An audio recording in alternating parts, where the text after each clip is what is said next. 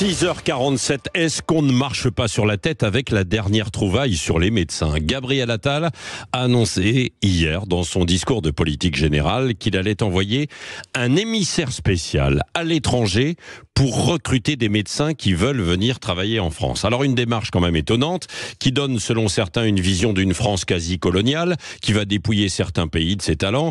Certains vont se dire au contraire que c'est pragmatique, on manque de médecins, on va en chercher ailleurs. Ça nous donne quand même une belle leçon sur ce que nous sommes capables de faire ou de ne pas faire.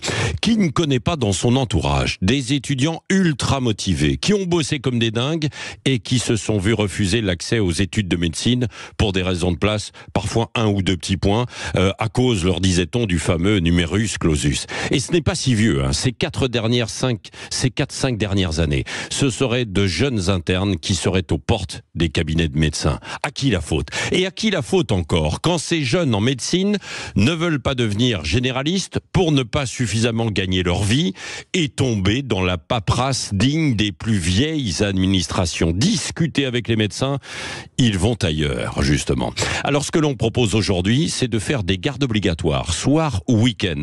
Oui, mais encore faudrait-il songer à les rémunérer un peu plus.